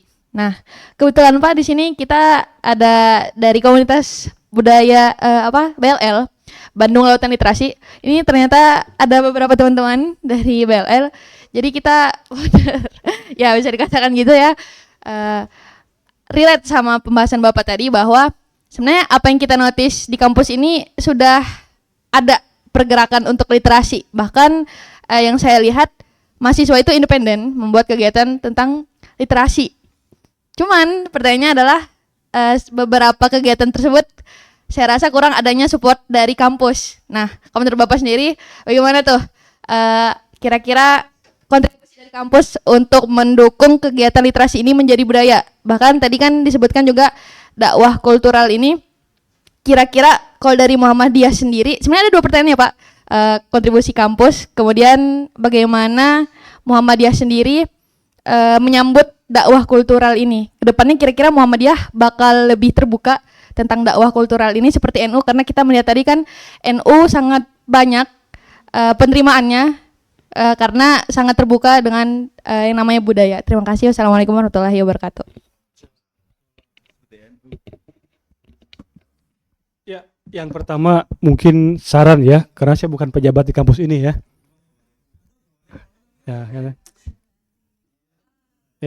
Ya, ini mungkin saran. Jadi gini, tradisi yang paling penting di kampus itu adalah jual beli gagasan, bukan jual beli ijazah. Ya. Harga mahal yang harus ditebus oleh kampus kita, termasuk PTN, adalah jual beli gagasan. Itu harga mahal yang hilang hari ini. Ini bukan masalah di kita saja. Ginilah kesimpulannya. Sebut saja ITB, UI, UGM. Apa gagasan fundamental yang bisa disebut origin untuk penyelamatan bangsa naon? Lain syukur ngadatangkan menteri, ngadegatan presiden, menang jatah menteri kan gitu. Lah UMB mah mau jadi menteri moal, ieu mah ITB weh. Anu kurang diagung-agungkeunnya atau UI atau UGM kan. Apa gitu? Gagasan apa yang muncul hari ini? Kalau Kunto kan dulu jelas ya, Islam propetik. Oh, Amin Abdullah kan ilmu sosial propetik gitu kan jelasnya. Kalau Ajumadi Arja kan integrasi interkoneksi ilmu pengetahuan. Ada gagasan yang diperjualbelikan. Harga mahal kampus sekarang, baik PTN atau PTS, tidak ada gagasan yang diperjualbelikan pada publik. Maksudnya lain-lain diperjualbelikan bukannya ada tesis, ada antitesis, ada wacana, ada penolakan, ada penerimaan gitu. Mana kan gitu. Itu yang penting. Tentunya ini jadi pemikiran kita bersama. Karena saya bukan pejabat kampus, jadi hanya bisa kasih saran aja. Gak bisa kasih kebijakan ya. Kan gitu ya. Jadi ya sarannya dalam kondisi apapun ya kita tetap Iqra bismi rabbikal ladzi khalaq, khalaqal insana min 'alaq, dan Iqra wa rabbukal akram. Saya katakan perintah pertama yang datang dari Allah bukan perintah salat. Silakan tanya ke dosen tafsir, Pak dosen gitu, ari perintah naon anu ku Allah dipaparentkeun ka Nabi Muhammad mimiti salat, zakat atau maca gitu. Jawaban adalah Iqra bismi rabbikal ladzi khalaq. Itu dalam kondisi apa itu aja gitu. Itu kan jadi gagasan mahal kampus kita itu adalah tidak ada jual beli gagasan. Apa rancangan teknologi baru yang dipasarkan di negeri ini dari wacana kampus? Apa kebijakan public policy baru? Apa kebijakan ekonomi baru? Apa kebijakan agroteknologi agroset baru? Kampus ini jangankan Anda, dosen pun hampir hirang alah dalam hal ini.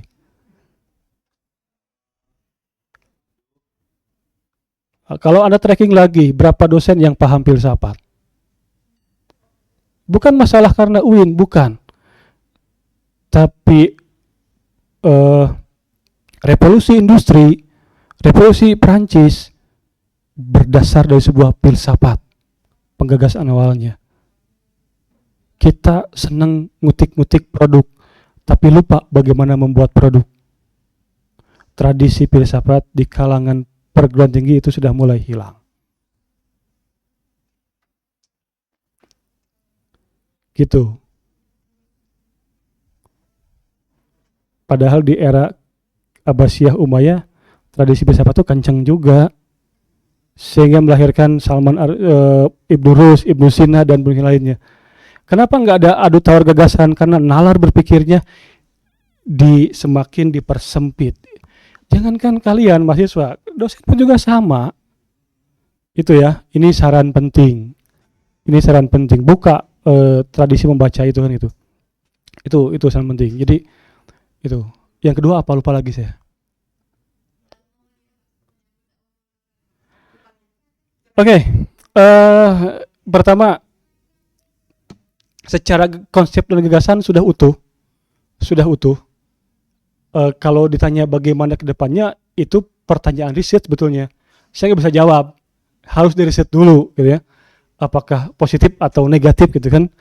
Nah, tapi pedoman sudah ada, petunjuk sudah ada, cikal bakalnya sudah ada, tinggal bagaimana merubah mindset berpikir para mubalik Muhammadiyah agar henteu galak-galak teuing itu ka budaya teh gitu. Teu galak-galak teuing gitu. Kan gitu ya. Gitu ya. Nah, kan gitu karena memang eh kalau corong Muhammad itu ada pada majelis tabligh yang tarjih, itu tinggal bagaimana mereka mensosialisasikan bahwa dakwah itu ya harus dekat dengan tradisi yang berkembang di sebuah masyarakat kan gitu. Bahwa rumusan ibadah Muhammad itu ada di himpunan putusan tarjih Muhammadiyah, cukup itu saja gitu. Selebihnya itu dari ranah kebudayaan, tinggal akomodatif dan akulturasi saja sebetulnya, tidak perlu head to head kan gitu, tidak perlu ini. Kalau di sini ada pelukis ya tinggal badami we ngalukis naon atau mantesan gitu. Kalau di sini ada desain ya tinggal badami we atuh. Desain apa yang kira-kira dapat menghasilkan manfaat, hingga nanti perdebatannya bukan pada seni lukis. Perdebatannya adalah berapa orang yang tersadarkan setelah mendengar keindahan lantunan ayat suci Al-Quran dibacakan. Berapa orang yang tobat ketika melihat lukisan kaligrafi. Berapa orang yang mendadak tobat mendengarkan kidung sholawat. Tinggal itu nanti perdebatannya, bukan lagi kepada keharaman lukisan atau kebolehan lukisan. Tapi sekali lagi ini perlu pembukaan wawasan yang luas kan gitu. Bukan wawasan yang luas kan gitu. Ya, kenapa saya bisa ngomong gini? Ya karena kan sekali lagi basic saya kan ada di studi agama-agama, bukan di ilmu syariat kan gitu.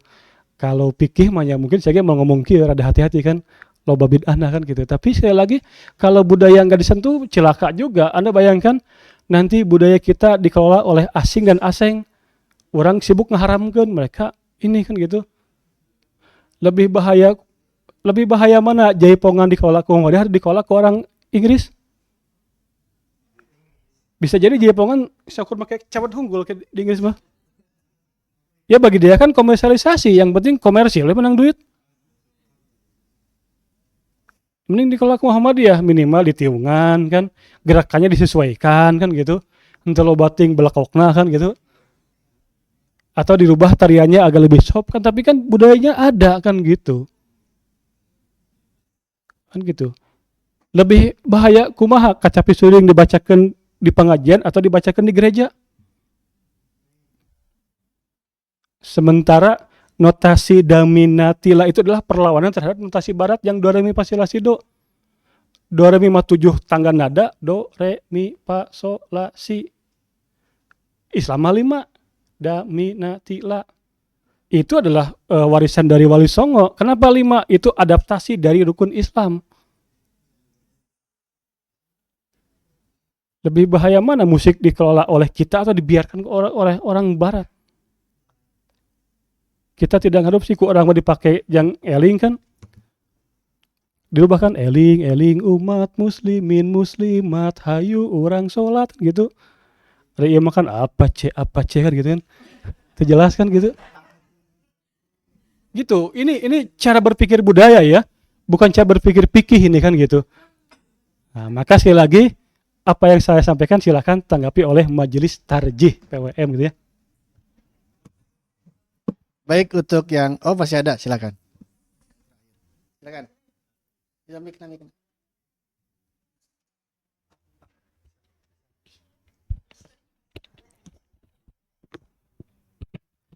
Bismillahirrahmanirrahim. Assalamualaikum warahmatullahi wabarakatuh. Perkenalkan Pak, saya Ihsan, mahasiswa dari Ekonomi Syariah.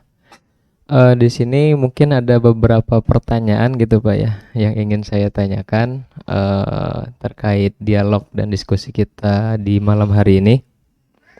Pertama, mungkin saya menanggapi dulu tadi bahwa ya untuk apa di antara budaya yang mau coba dibentuk adalah budaya literasi, dan itu saya dukung setuju 100% gitu.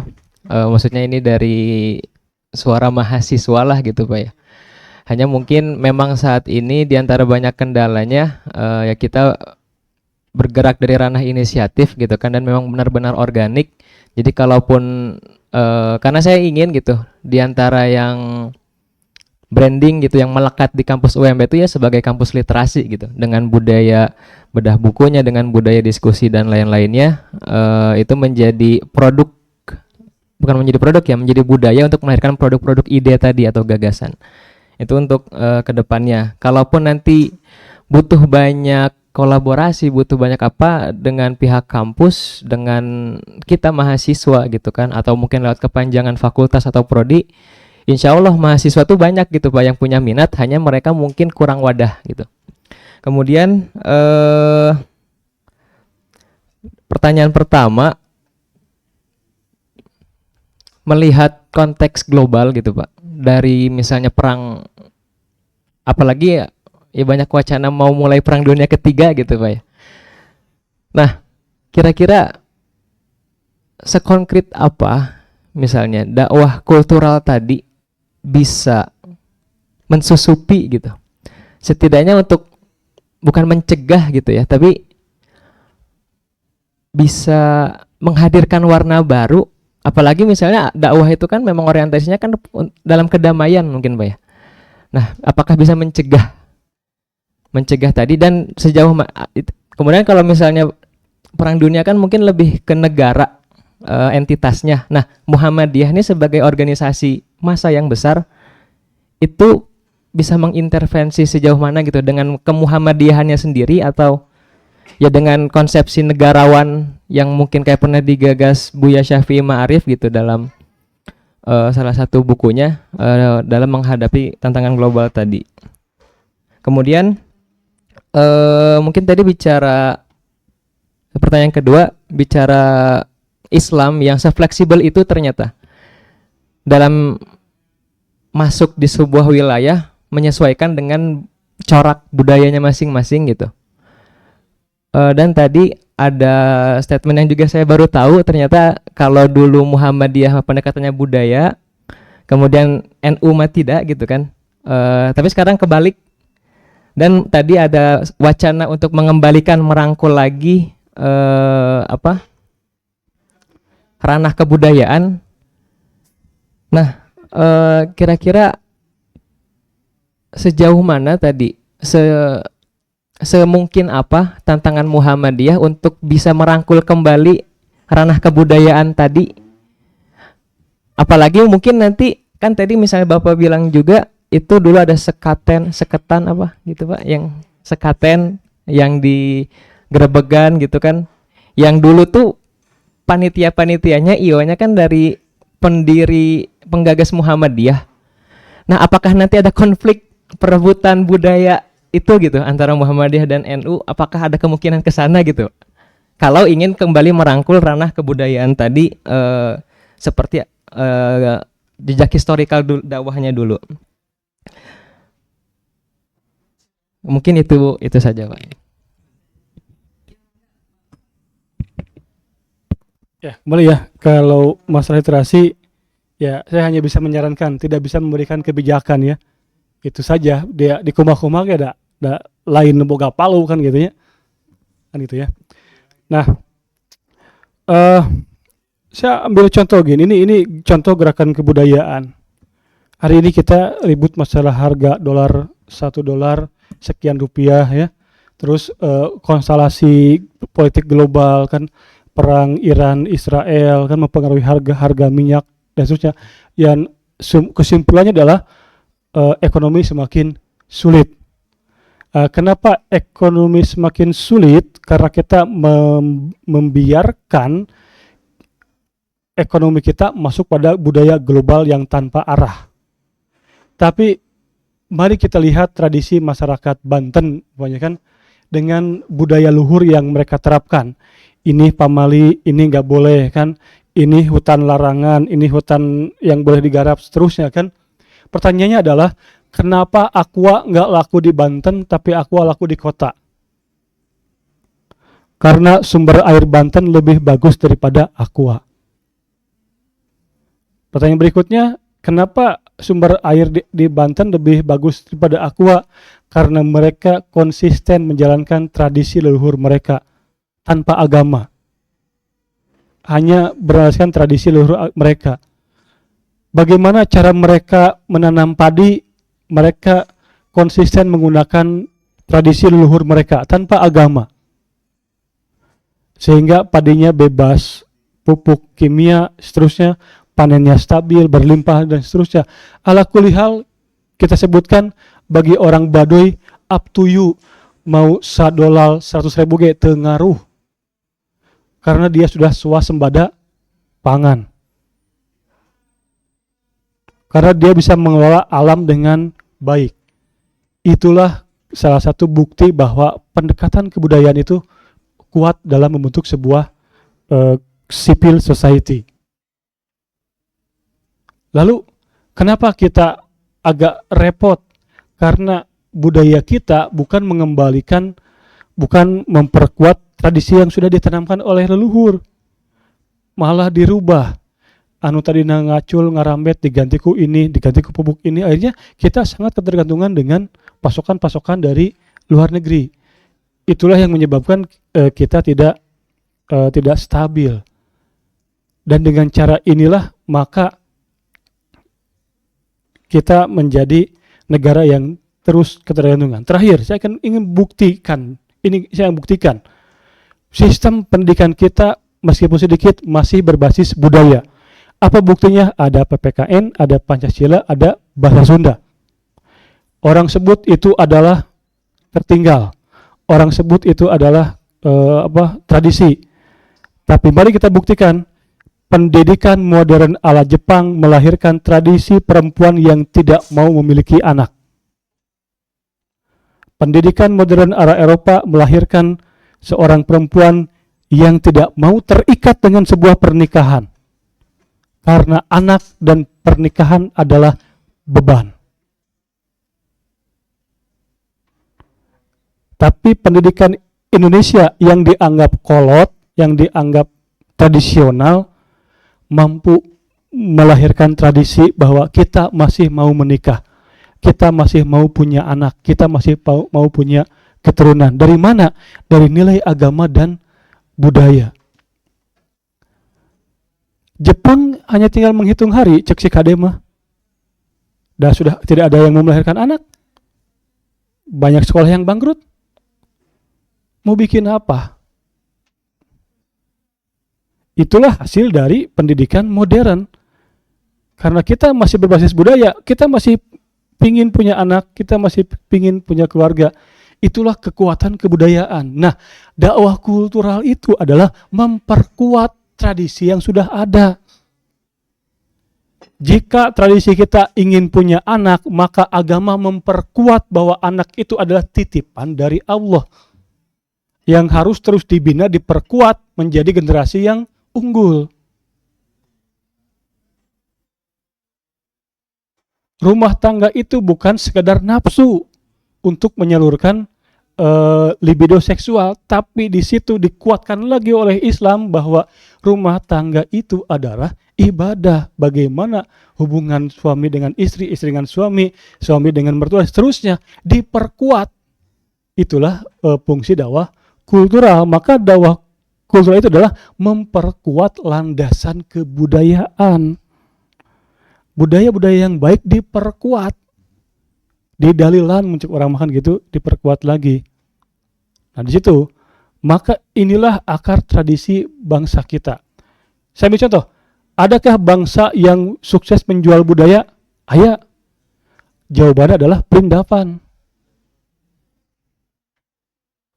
Kalau Anda aktif di dunia sineas, dunia TV, dalam setahun berapa India memproduksi film? Berapa Hollywood memproduksi film, berapa Indonesia memproduksi film? Pertanyaan berikutnya adalah, siapa yang tidak kenal dengan budaya India? Artinya dengan budaya perindapannya, India sukses menjual konsep kebudayaannya. Apakah di film India tidak ada adegan beragama? Banyak kan? Dan selalu ada. Itulah fungsi dakwah kultural. Bagaimana kita memproduksi film, menyisipkan Islam di dalam film tersebut. Itu dakwah kultural.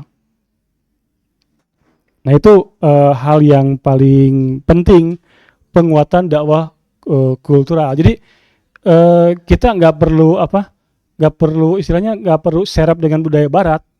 Karena budaya kita juga bisa diperjualbelikan dengan dengan berwibawa lah ya. Itu. Yang kedua apa ya pertanyaannya? Lupa lagi saya juga. Oke. Apakah akan tumbuhkan dengan NU tunggal gitu ya? Nah, sebetulnya ketika Muhammadiyah mengadakan yang namanya sholawatan, NU nggak merasa tersinggung, malah dia seneng. Akhirnya Muhammadiyah tobat kan gitu ya, gitu. Karena memang Ahmad Dahlan juga sering melakukan sholawatan pada awal-awalnya, cuman ketika kehadiran majelis tarjih itu diharamkan semua, gitu aja bedanya. Cuman bedanya gini, sholawatan itu bisa menjadi haram jika kita punya keyakinan kalau baca ini akan dapat itu, kalau baca ini akan dapat ini, kan gitu. Tapi kalau sholawatan sebuah tradisi saja, itu hanya budaya gitu. Ya kenapa kamu sholawatan gitu? Hanya meramaikan situasi saja kan gitu. Kan gitu. Itu nggak masuk ke situ. Jadi yang sholawatan yang haram itu jika di situ masuk pada ranah akidah. Baca sholawat nariyah 10 kali maka dapat syafaat. Baca sholawat ini 15 kali maka dapat itu kan gitu. Jadi nggak akan ada tubrukan gitu. Tidak akan ada tubrukan. Justru dengan cara itu Islam semakin kuat di dalam kancah politik internasional kan gitu. Karena saya lagi yang bisa hidup bareng antara Sunni dan Syiah hanya di Indonesia. Itu fakta. Di Kircon ayat Syiah tuh. Pandangan ayat, tapi bisa hidup bareng. Kenapa? Karena di situ ada konsep yang mendasari selama tidak saling mengganggu ya silahkan kan gitu. Gitu ya. Jadi itu tidak akan ada tubrukan. Jadi saya pernah dialog dengan beberapa kiai NU, ya mereka mengatakan kalau muda itu ya seneng-seneng aja gitu kan gitu. Karena Islam itu ya harus warna-warni kan gitu. Tidak boleh satu warna. Gitu ya.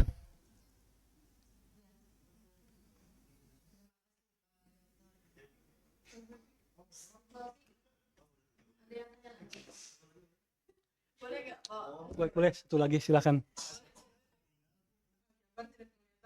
Iya, dia beri sebelah sana. Ya, satu lagi. Di sini.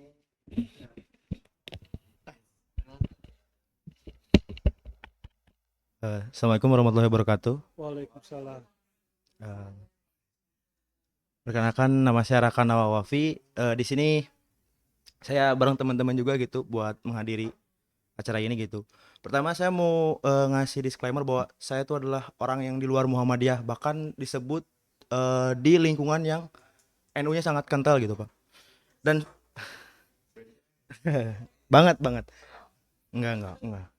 Dan saya lihat bahwa Muhammadiyah itu betul tidak ada pendekatan, bukan tidak ada.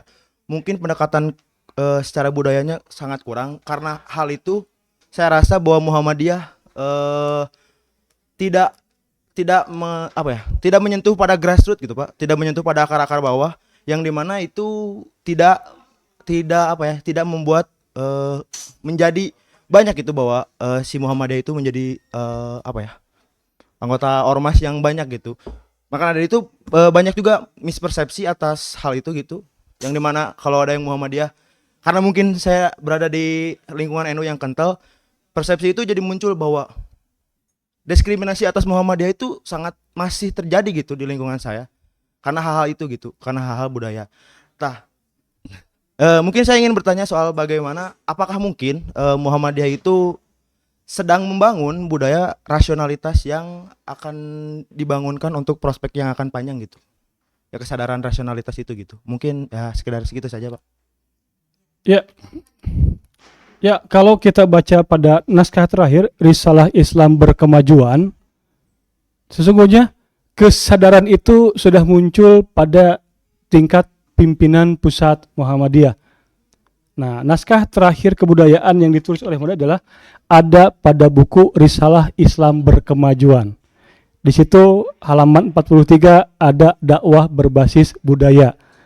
Sekarang mah ya tinggal warga Muhammadiyah aja gitu nerima nggak gitu aja gitu. Kalau konsepnya sudah ada, hubungan sudah ada, itunya sudah ada, tinggal sekarang bagaimana warga Muhammadiyah yang sudah kadung terbiasa dengan gerakan anti TBC, tahayul bid'ah hurufat, harus putar balik menerima budaya lokal menjadi bagian integral dalam dakwah Muhammadiyah. Kira-kira lamun mau balik Muhammadiyah daek henteu pas keur ceramah aya kacapi suling gitu tah. Aya ketoprak nerima enggak? Sekarang tinggal penerimaan saja sebetulnya.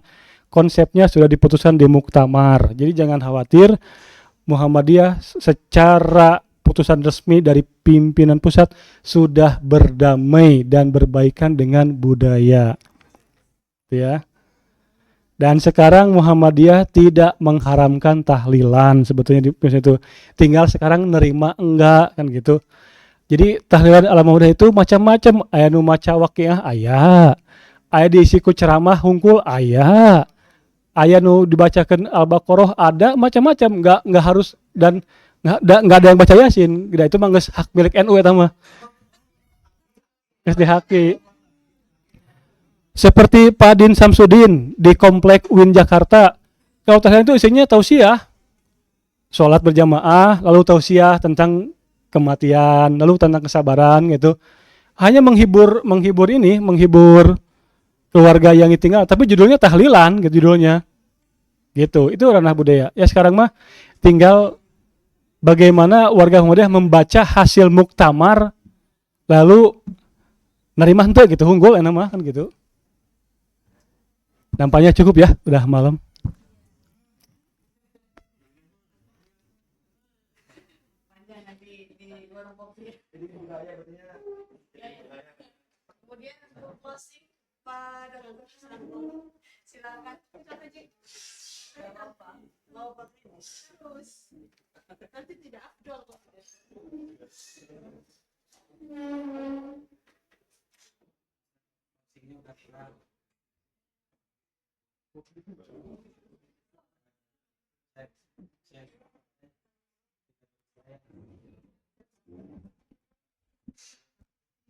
Ya, tur nuhun Bu Tati. Ini sekarang pimpinan pusat Muhammadiyah yang dipelopori sama MPI PP sedang menyusun sejarah Muhammadiyah Indonesia. Ini proses hampir finishing.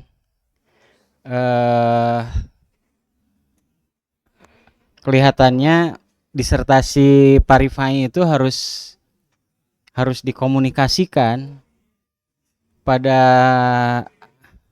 tim penyusun, karena di sini nanti kita akan melihat bagaimana sejarah awal secara naratif aspek kebudayaan yang kental dengan Ahmad Dahlan yang saat itu ketika ditanya tentang Islam oleh Sang Idu itu, masih ingat gak film Sang Pencerahnya teman-teman? Pak Kiai, apa itu Islam? Kan tidak dijawab dengan Islam adalah enggak, tapi dia ambil biola kemudian dibunyikan biolanya. Kok ditanya Islam malah main biola? Nah, kata Kiai Dahlan, apa yang kamu dengar dengan suara biola tadi? Oh, indah sekali, sangat sejuk, bla bla gitu ya. Itulah Islam. Kebayang nggak? Jadi yang dikeluarkan bukan dalil, bener gak? Jadi Ahmad Dahlan itu sebenarnya bukan anti Al-Quran Sunnah, bukan. Artinya dia mendekati audiensnya itu dengan pendekatan kebudayaan. Nah yang kedua, dan menurut saya ini harus dinarasikan dalam sejarah Muhammadiyah. Kalau bisa minimal Jawa Barat harus ngeh aspek kebudayaan itu penting pasca Paripai jadi doktor ini. Nah yang kedua, ini juga semakin meyakinkan saya Paripai yang selama ini saya kalau kajian Muhammadiyah saya selalu pendekatannya historis politis. Jadi pendekatannya politik. Nah, selama ini saya selalu punya tesis Muhammadiyah ini didirikan dan dibesarkan dengan pendekatan politik alokatif, politik kompromis. Itu yang dilakukan oleh Ahmad Dahlan. Teman-teman bayangkan gini, Ahmad Dahlan itu jangankan dengan pemerintahan yang sah, dengan penjajah Belanda itu berkompromi, bergandengan tangan. Ahmad Dahlan masuk ke markas mereka, mengajar di sana. Bahkan dia sangat akomodatif terhadap kebudayaan yang lain, termasuk pakaian dan lain sebagainya.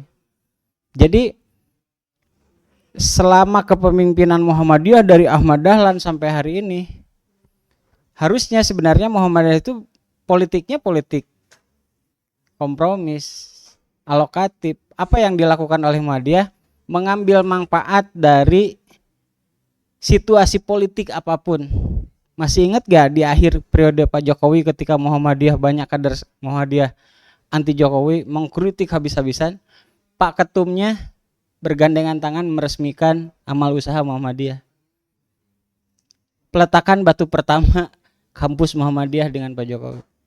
Gak pernah Muhammadiyah kemudian, termasuk waktu zaman Orde Baru, masih ingat kalau teman-teman bahasa sejarah, apa itu di Orde Baru itu kan ada ajas tunggal. Muhammadiyah menerima ajas tunggal, dan A.R. Fahrudin waktu itu sangat dekat sekali dengan Soeharto, tidak ngambil jarak apalagi memusuhi. Jadi nggak ada sejarahnya Muhammadiyah bermusuhan dengan penguasa siapapun penguasanya dari awal sampai hari ini. Kalau ada yang agak kencang ke pemerintahan, itu konteksnya adalah dakwah amar ma'ruf nahi munkar.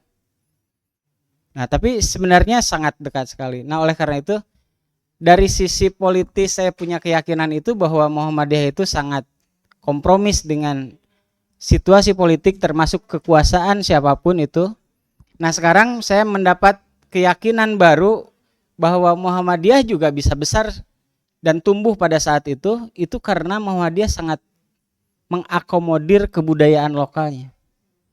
Jadi ini kan sinkron sebenarnya. Dari sisi politik Muhammadiyah sangat akomodatif, dari sisi budaya juga sangat akomodatif. Bayangkan sekali lagi tadi saya yang terpotong. Jika Ahmad Dahlan berkonfrontasi dengan penguasa Belanda saat itu, yang dia adalah notabene penjajah, keluarkan satu lembar surat, Muhammadiyah dihentikan saat itu. Gak ada UMB sampai sekarang. Tidak akan ada Muhammadiyah sampai ke luar negeri kemana-mana. Artinya apa? Ahmad Dahlan sedang berpolitik. Dengan siapapun dia mengalokatif gitu ya. Jadi dia sangat mengakomodatif. Nah, akomodasi-akomodasi itu yang dilakukan dalam rangka apa? Dalam rangka strategi supaya dakwah Muhammadiyah menjadi terus diterima oleh siapapun. Nah, hari ini ada friksi sedikit kan? Kaitan dengan Jawa Barat. Kaitan dengan, ya friksi itu menurut saya dinamika. Tapi gak ada cerita bahwa kemudian Muhammadiyah harus mengambil jarak dan kemudian bermusuhan dengan kekuasaan. Itu ahistoris namanya. Ahistoris. Ketika Muhammadiyah jauh dari kekuasaan, bukan berarti menjilat, beda. Maka pada saat itu Muhammadiyah sebenarnya dia menjadi ahistoris. Nah, oleh karena itu menurut saya apa yang disampaikan Pak Ripai tadi dengan diskusi yang menarik ini semakin mempertebal keyakinan saya bahwa Muhammadiyah itu sangat fleksibel, tidak sekaku yang dicerminkan oleh sebagian orang yang tadi Pak Ripai udah menyampaikannya. Sangat fleksibel sekali, sangat akomodatif sekali, bukan hanya aspek kebudayaan tapi juga aspek politik, gitu ya. Nah, oleh karena itu hari ini kita ada di sini, ada di UMB, saya kira saatnya kita menghidupkan apa yang tadi disampaikan Pak Ripai sebagai bentuk kebudayaan akademik. Budaya akademik itu bukan hanya belajar di kelas tadi ya, karena itu kan terstruktur, ada kurikulumnya, bahkan dipaksa, ya gak? Tapi budaya itu harus lahir dari kesadaran. Seperti diskusi ini, siapa ada yang kalau nggak kesini mau dikeluarkan nilainya, kan nggak. Jadi lahir dari kebudayaan akademik, kita menjadi masyarakat yang berbudaya. Nah, oleh karena itu sekali lagi terima kasih Pak Ripai yang sudah memberikan pencerahan.